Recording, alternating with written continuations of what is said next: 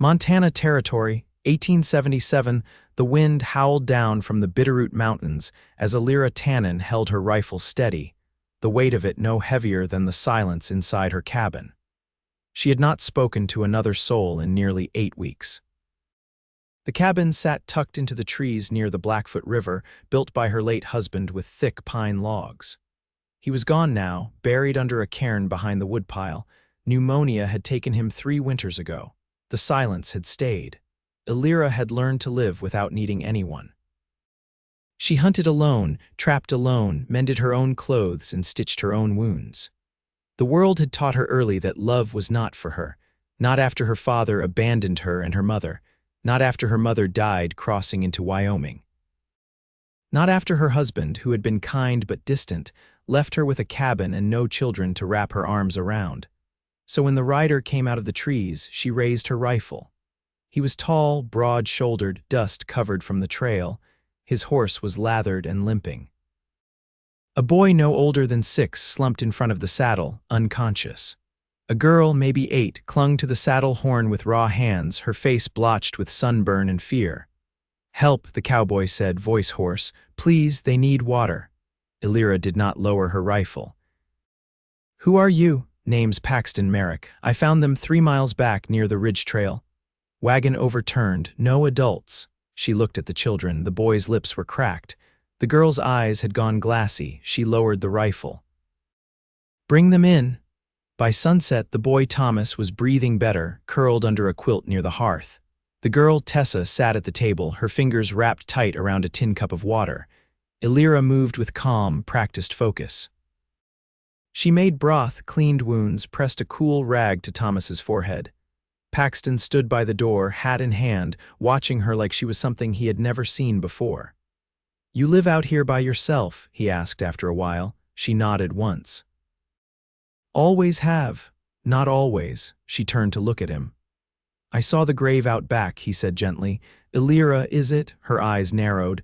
"You ask a lot of questions for someone I just met." He held up his hands. "Fair. Just trying to understand the woman who opened her door to strangers." "I did not do it for you," she said. He smiled, slow and quiet. "Still, you did it." The next morning, Elira saddled her mule to go back to the wagon. Paxton insisted on coming with her. "I do not need help," she said. "Not offering help," he said. "Just not letting you go alone."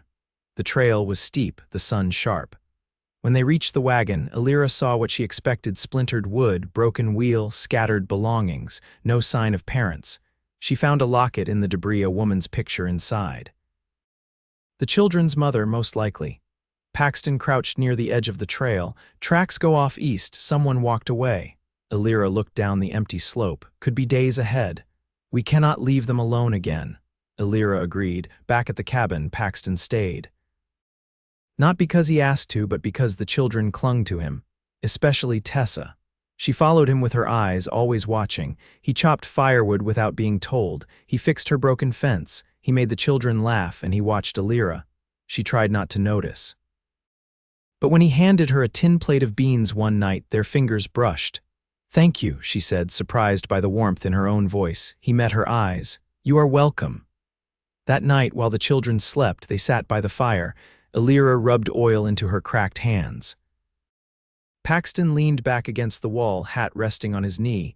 "You always been alone?" he asked. She hesitated. "No, but I stopped looking for anyone a long time ago." "Why?" She stared into the fire. "Because love is not for everyone." He was quiet a long time. Then he leaned forward, elbows on his knees. "I will spend forever proving otherwise." She looked at him then, really looked, and something in her chest shifted, not like a storm, more like the first break in the clouds. They did not kiss, not yet, but his words stayed with her. And for the first time in years, she did not feel quite so alone. The snow line crept lower down the slopes as September leaned into its last week. Elira stood at the edge of the clearing, her breath fogging in the cold morning air. Frost glittered on the grass, silvering the world in stillness. Behind her, the cabin stirred with the quiet sounds of waking children.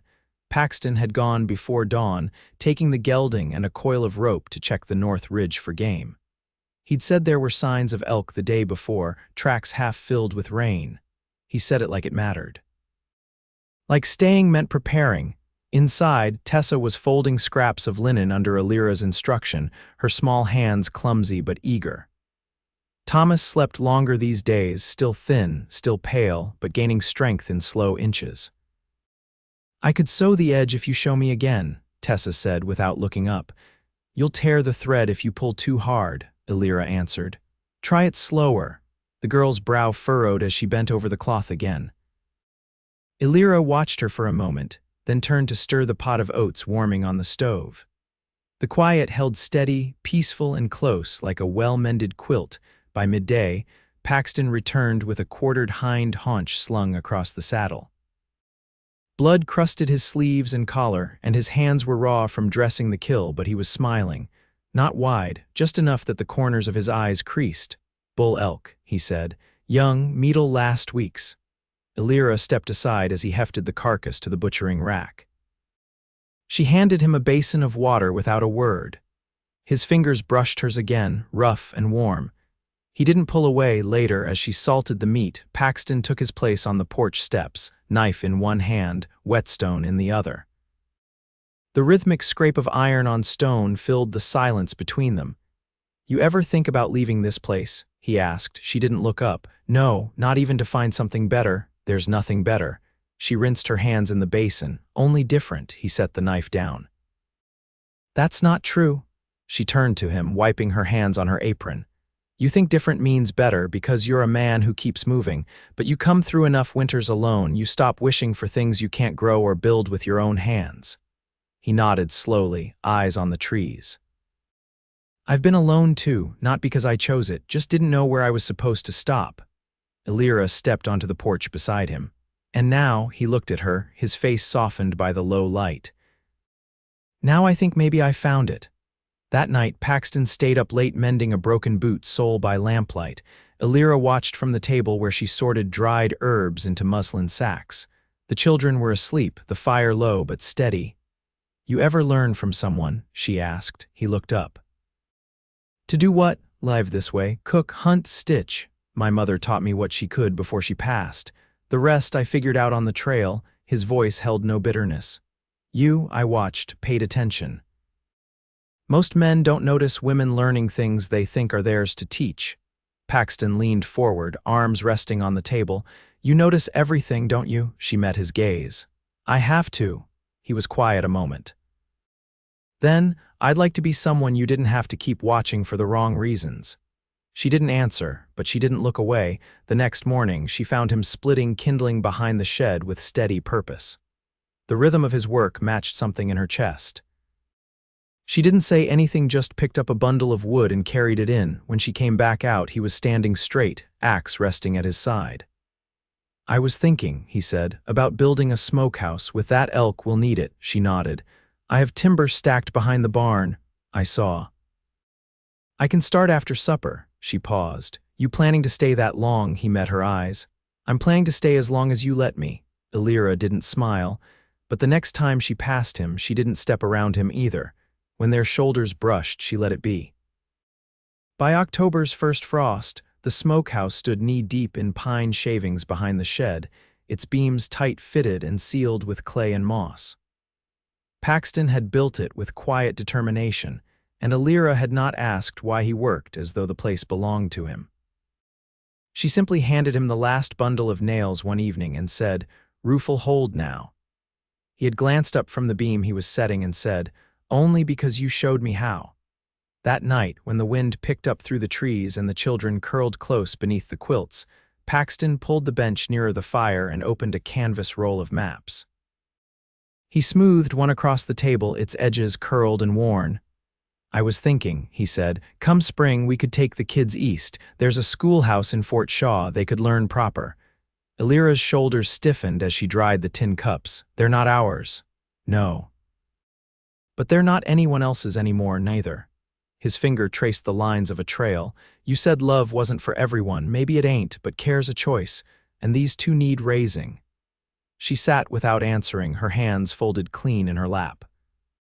Outside, the snow had begun to whisper against the windows, soft and steady. He waited a long while before he spoke again. "I had a brother, Younger, couldn't sit still, always chasing after something. He followed a freight team into Utah when he was 17. Never came back. Elira looked up, her brow drawn. What happened? Don't know, maybe sickness, maybe worse. Paxton's voice held no tremble, but his eyes were far away.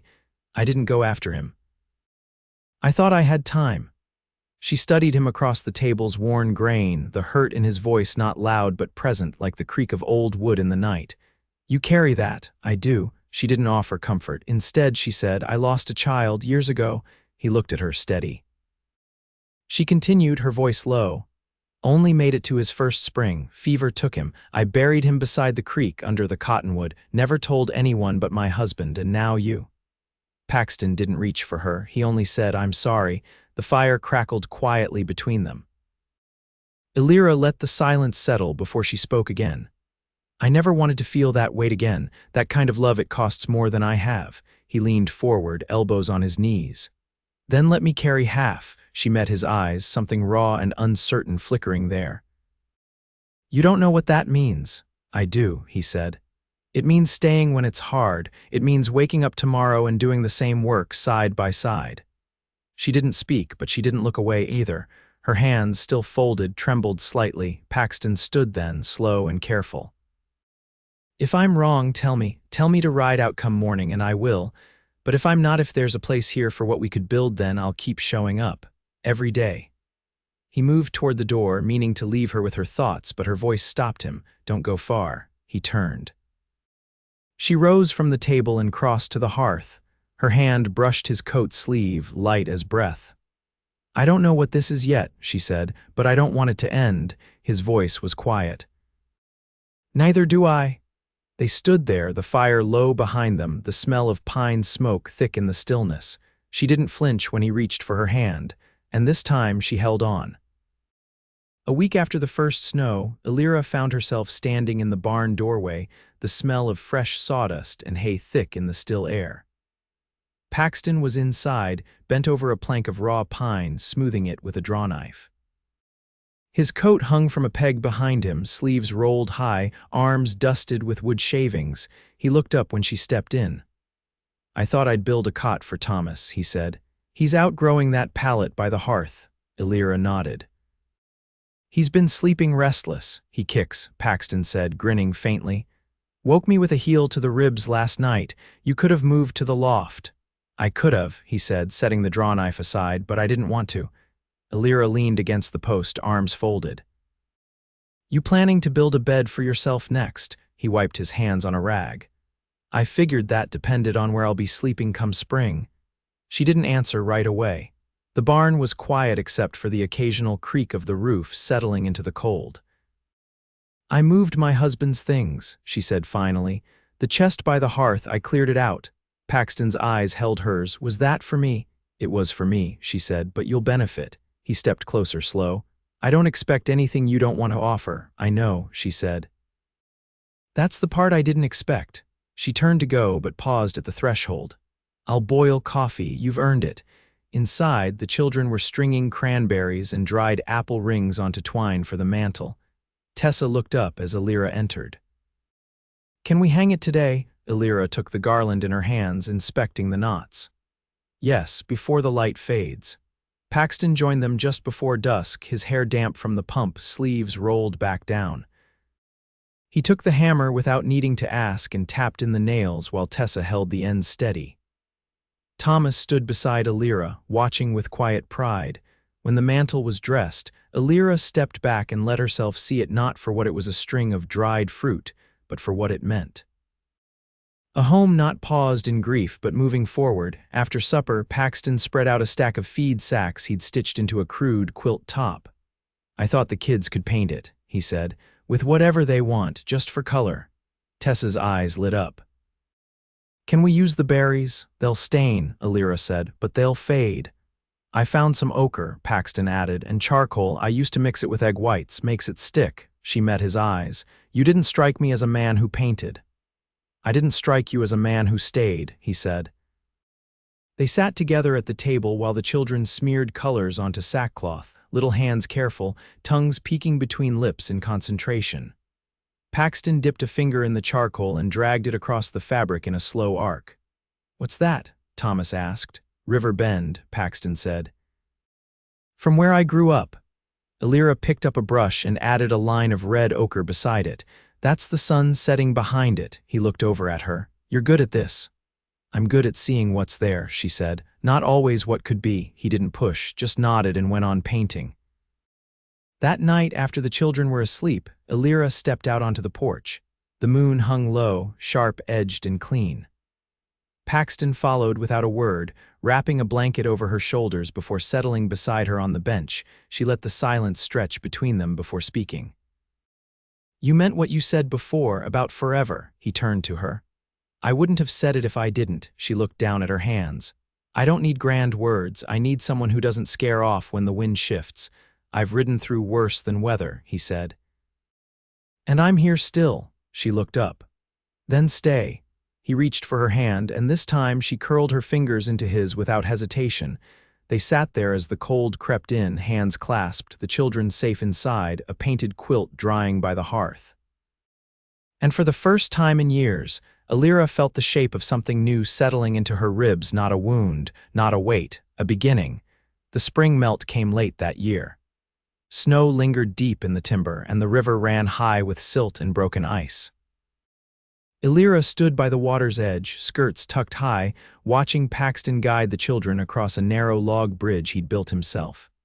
Tessa clutched his hand, her boots slipping once before he steadied her. Thomas followed with his arms out, face set with careful pride. They crossed to the far bank without trouble, and Paxton turned to look back at Elira. He didn't wave, just waited. She stepped out, boots firm on the slick bark, until she reached him.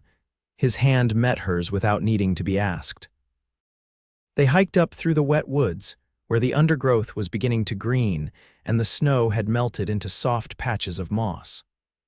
Paxton led them to a clearing he'd found while hunting a high rise with a view clear to the eastern ridges. The children scattered, chasing one another through the low brush, their laughter rising like songbirds from the trees. Elira sat on a flat stone to catch her breath. Paxton dropped beside her and pulled a leather pouch from his coat. Inside were 4 slices of dried apple and a folded square of cloth. He handed her one of the slices. "I want to build something here," he said. "A second cabin for them, for us." She chewed slowly, letting the sweetness soften on her tongue. "You think we need more space? I think we need more future." He tilted his head toward the children. "They'll grow, we'll need rooms, a roof that holds it all." She looked out over the land, the way the hills folded into one another like sleeping cattle. "It's good land," she said. "But it's hard." "I don't mind hard," he said. "I mind pointless. But this," he gestured to the woods, the ridge, the sky, "this is worth the work." They sat in the hush of the trees, the children's voices fading deeper into the brush. Elira leaned into his side, her shoulder brushing his. He didn't move away. "You never said what you did before you found them," she said. He turned his head, eyes on the far ridge. "Freight work mostly. Rode with a team between Bannack and Helena. Slept in barns, ate cold biscuits, listened to men talk about gold they never found." She nodded, waiting. "I left after a man I worked with got shot for a pocket watch. Didn't even fight back, just handed it over and still got the bullet."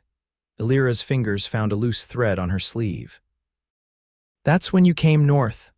"That's when I stopped pretending I'd be content moving forever." She studied him a long moment. "You still look like a man who could leave." He met her eyes. "Then I'll have to look different."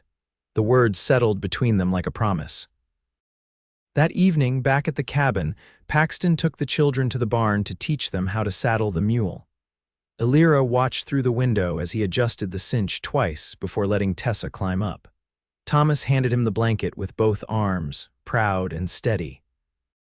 She turned away only when the kettle began to hiss. Later, after the children were asleep, Paxton entered quietly, rubbing his hands together to warm them.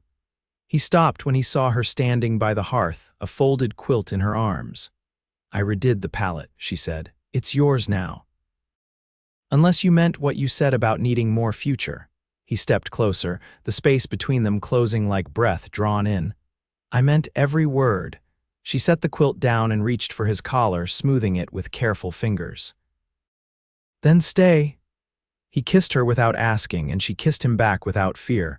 It was not rushed, not uncertain, just right, as though the long ache of silence and solitude had been waiting for this moment to ease into something whole. They didn't speak as they moved through the darkened room, her hand finding his weight solid as the earth beneath them.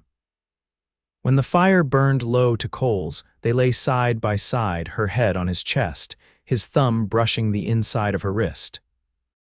In the morning, Thomas found them in the kitchen, Paxton at the stove, Elira slicing bread. He didn't ask questions, just sat at the table and waited for his share. By midsummer, the second cabin stood half-framed above the ridge. Paxton worked it in the evenings, and Elira brought water and bread, sometimes sitting beside him in the tall grass while the children played in the wildflowers. Word came by way of a trapper that a teacher would be returning to the schoolhouse near Fort Shaw come autumn.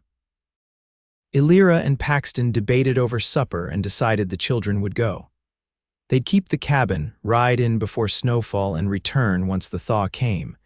When the first frost touched the ground again, the four of them rode out together, bundled in wool and laughter.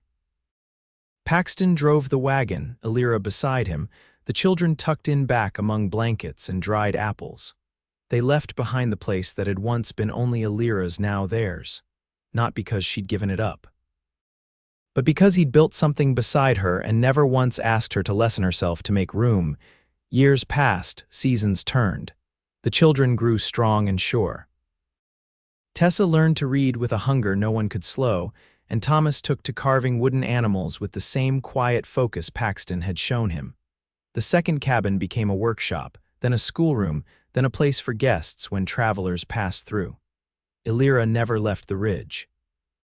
She never needed to, because love, when it came, didn't arrive with flash or fire. It came with an outstretched hand, a shared silence, a roof mended together.